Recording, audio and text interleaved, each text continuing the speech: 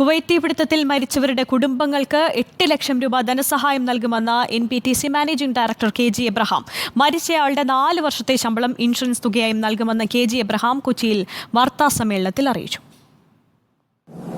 When we lost our family members of 49-50 people, we couldn't bear it. They were all my brothers, children.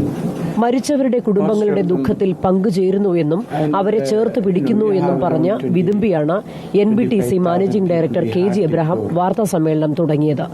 തീപിടുത്തത്തിൽ മരിച്ചവരുടെ കുടുംബങ്ങൾക്ക് 8 ലക്ഷം രൂപ ധനസഹായം നൽകുമെന്നും ഇതിനു പുറമെ മരിച്ചയാളുടെ 4 വർഷത്തെ ശമ്പളം ഇൻഷുറൻസ് തുകയായി നൽകുമെന്നും അദ്ദേഹം അറിയിച്ചു. അത് 8 ലക്ഷം രൂപ അത് കൊടുക്കും. പിന്നെ ഇമ്മീഡിയറ്റ്ലി അതെന്റെ ആഗ്രഹം ഒരു 4-5 ദിവസത്തേക്കാകും കൊടുക്കണം എന്നുള്ളതാണ് ആഗ്രഹം. ഓക്കെ, അങ്ങനെ പിന്നെ ഇവരുടെ ലൈഫ് ഇൻഷുറൻസ് ഉണ്ട്. ഇവരെല്ലാവരും life insurance they will get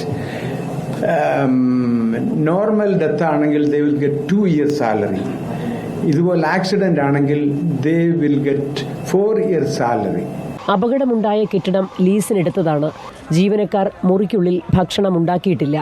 ജീവനക്കാർക്ക് പൊതുവായി മെസ്സുണ്ട്. ഗ്യാസ് സിലിണ്ടർ പൊട്ടിത്തെറിച്ചു എന്ന വാർത്തയും ശരിയല്ല. ഷോർട്ട് സർക്യൂട്ടാണ് അപകട കാരണം. അപകട സമയത്ത് ഫ്ളാറ്റിൽ ആകെയുണ്ടായിരുന്നത് 196 പേരാണ്. 20 പേർ നൈറ്റ് ഷിഫ്റ്റിലായിരുന്നു.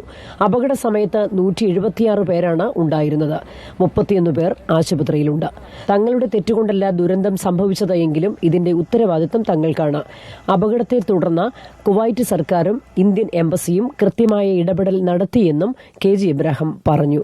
റിപ്പോർട്ടർ, കൊച്ചി.